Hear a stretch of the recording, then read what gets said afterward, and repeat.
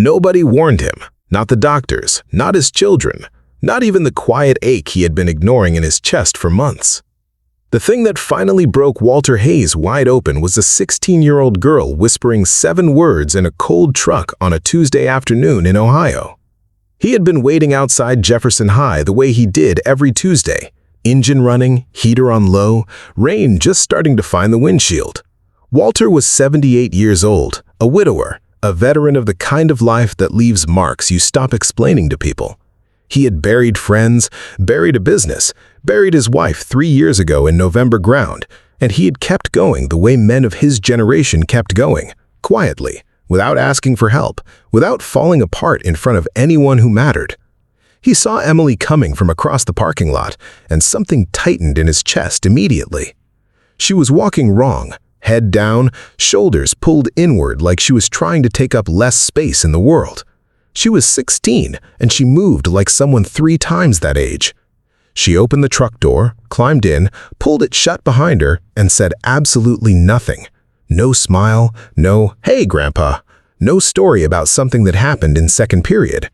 She sat beside him and stared at her hands, and the silence in that truck became the loudest thing Walter had heard in years. He pulled onto the road without pushing her. He knew better than that. The rain picked up. The wipers moved. The town rolled past them gray and wet and ordinary. Walter watched the road and gave her time, the way you can only give time when you have lived long enough to understand that some pain needs a few minutes before it can speak. Then she said it, barely above a whisper, not even turning to look at him. "Grandpa, does it ever feel like nothing you do actually matters?" Walter's hands tightened on the wheel, not because the question surprised him, because it didn't. Because he had carried that same question like a stone in his coat pocket for most of his adult life. He had asked it at 39, sitting alone outside a bar in the dark, feeling like the world had moved on and forgotten to take him with it. He had asked it at 52, when the business collapsed and the bills covered every surface of the kitchen, and his wife cried in the next room, thinking he couldn't hear her. He had asked it at 71, standing in November wind beside a fresh grave, holding a white rose, wondering what any of it had added up to. The difference was that Emily was asking it at the start of her life, and Walter was hearing it near the end of his. He pulled into the driveway and cut the engine, but didn't move. Rain hammered the roof of the truck. He sat there and thought about Dorothy Miller and how she had answered that question without ever knowing she was answering it. Dorothy lived 3 houses down. She had spent 40 years teaching 3rd grade at a small public school where the hallways smelled like crayons and old carpet and institutional lunch. She drove the same faded blue car every single morning. She never married, never had children, never went anywhere that anyone thought was worth mentioning. She carried a coffee mug that said, "Teaching is a work of heart," and she refilled it so many times the letters had faded to almost nothing. People in the neighborhood thought of her as simply a quiet woman with a tidy garden who waved from her porch. When she died 2 winters ago, Walter almost didn't go to the funeral. He figured the church would be half empty. He wore his good coat and drove over expecting to sit in the back for 30 minutes and be home before dark. He walked through the doors and stopped moving completely. Every pew was full. People lined the walls. Faces from every decade of Dorothy's life filled that small church. Young adults, middle-aged men and women, elderly people who had driven from other states just to stand in that room one final time. Walter found a seat in the back and sat very still and listened. A man in his 40s stood up first. Big man, rough hands, voice that broke before he finished his opening sentence. He said Dorothy was the only teacher who had not given up on him when he could not read. Every other adult had quietly written him off as slow or difficult or not worth the extra hour. Dorothy stayed after class with him 3 days a week for an entire school year until something finally unlocked inside him. He said he owns a business now, 11 employees. He said not a single day passed that he did not think about the woman who refused to stop believing in him after he had already stopped believing in himself. Then a woman stood up, holding a small folded piece of paper like it was made of something fragile. She said Dorothy had slipped a handwritten note into her backpack when she was 8 years old. She opened it slowly and read it aloud. and her voice collapsed completely. She said she had carried that note in her wallet for 32 years. She said there were 3 separate moments in her adult life when she had decided she did not want to be alive anymore, and each time, somehow, she had found that note instead. 11 words written by a woman who almost certainly never knew what those words had done. Walter sat in that pew and felt something move through him with no name. Story after story rose from those pews. Children who became doctors, adults who became teachers because Dorothy had made them feel seen when the world had looked straight through them. People whose entire direction in life had shifted because one ordinary woman showed up every morning and paid attention and never once asked for anything in return. She never knew. That was the part that finished him completely. Dorothy Miller died without knowing any of it. She went her whole life believing she had simply done her job. She never understood that her job had been quietly holding dozens of lives together at the exact moments they might have come apart forever. Walter thought about Frank Russo, a name he had not spoken aloud in years. It was the winter Walter turned 39, the worst year he had lived through up to that point. The business was bleeding money. His marriage was pulled tight as wire about to snap. Every night he drove to the same bar on Route 9 and sat in his truck in the dark parking lot. Engine running, not ready to go inside, but not ready to go home either.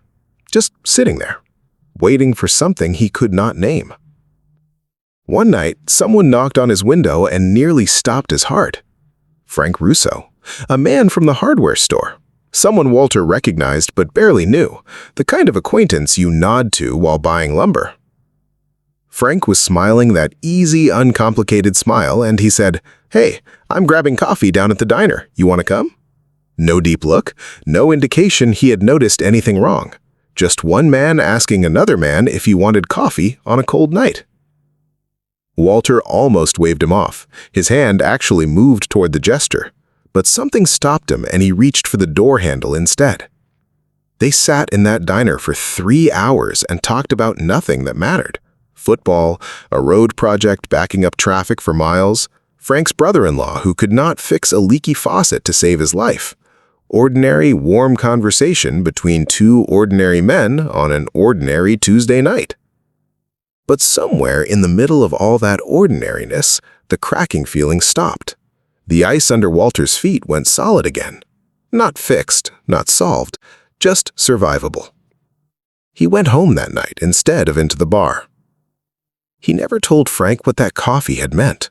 He was almost certain Frank forgot the whole evening within a week, but Walter carried it for 40 years and still marveled quietly at how something that small had moved something that large.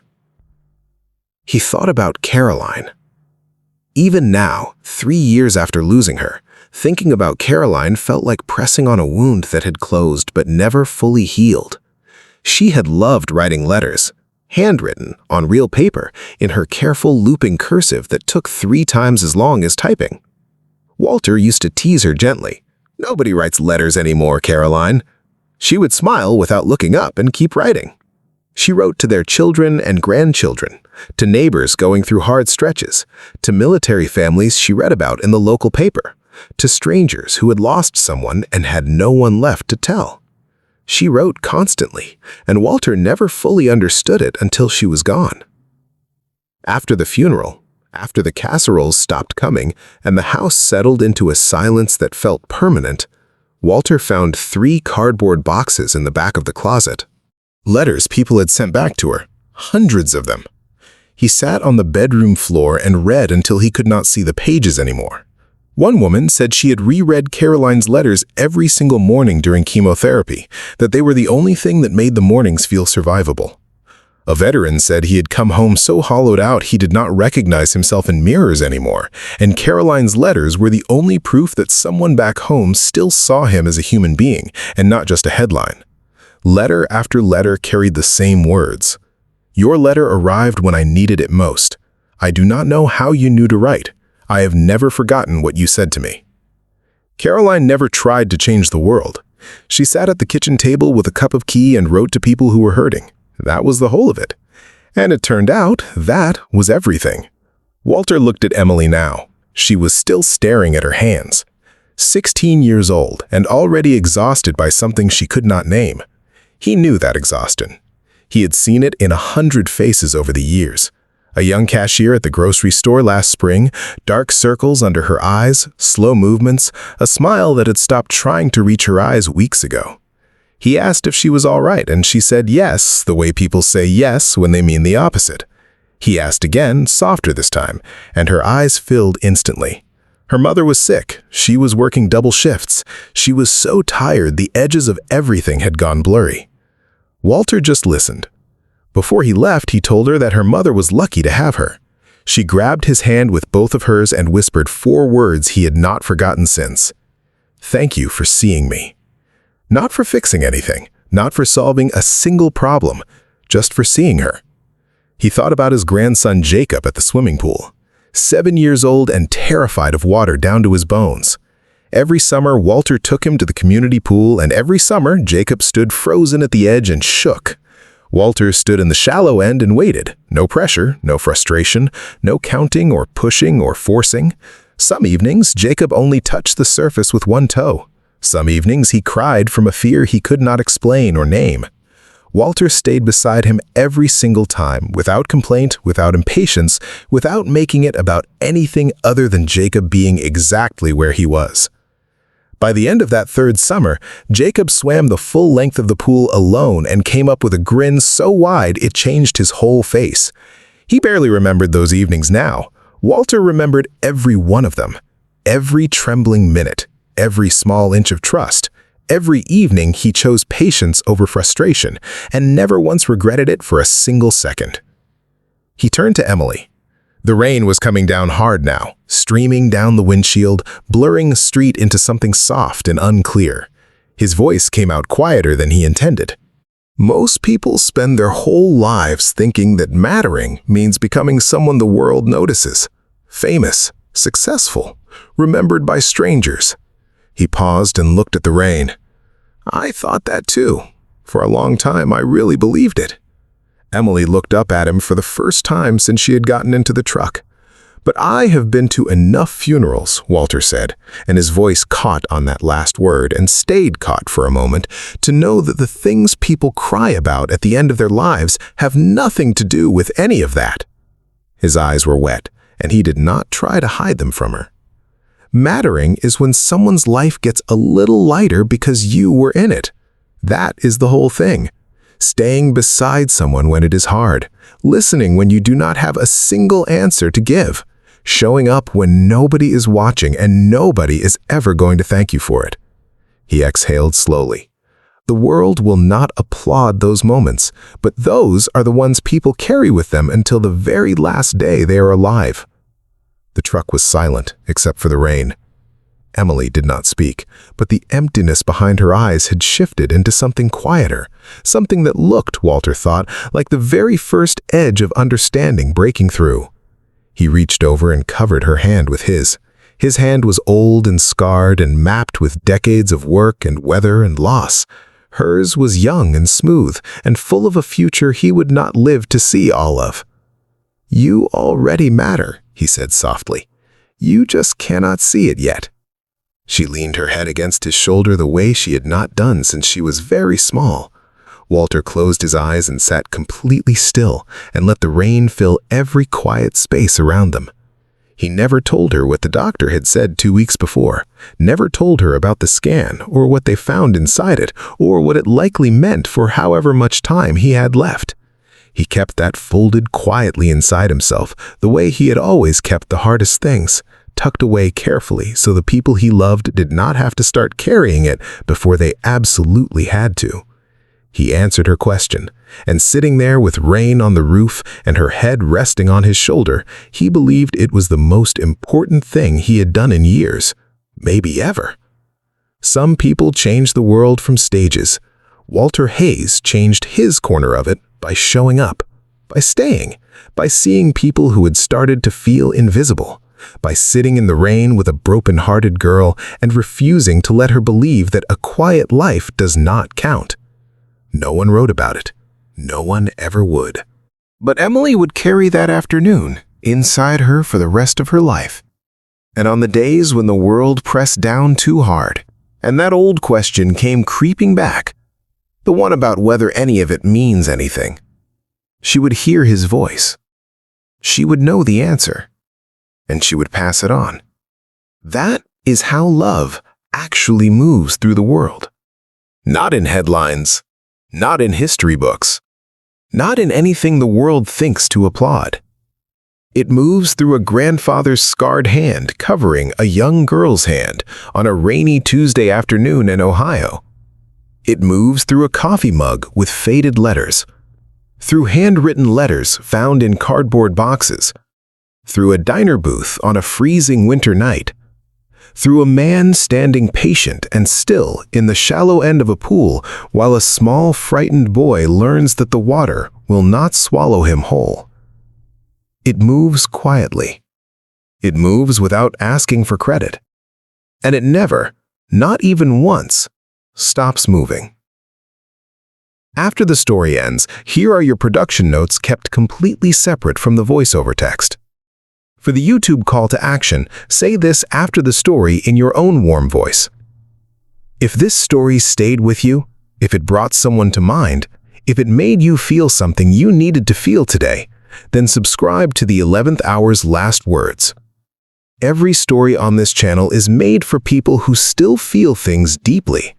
Hit subscribe, leave a comment below telling us who this story reminded you of, and share it with one person who needs to hear it right now. You being here matters more than you know. The moral value of this story is that significance is not measured by fame or recognition, but by the quiet, consistent acts of love and presence that never make headlines. It speaks to older Americans who feel invisible or forgotten, and reminds younger viewers that the most important things they will ever do will likely go unnoticed by the world, and that this is not failure, but the very definition of a life well lived. It validates loneliness and grief and self-doubt, while turning them gently toward a deeper and lasting sense of purpose. Most importantly, it does what only the best stories can do. It makes people feel less alone.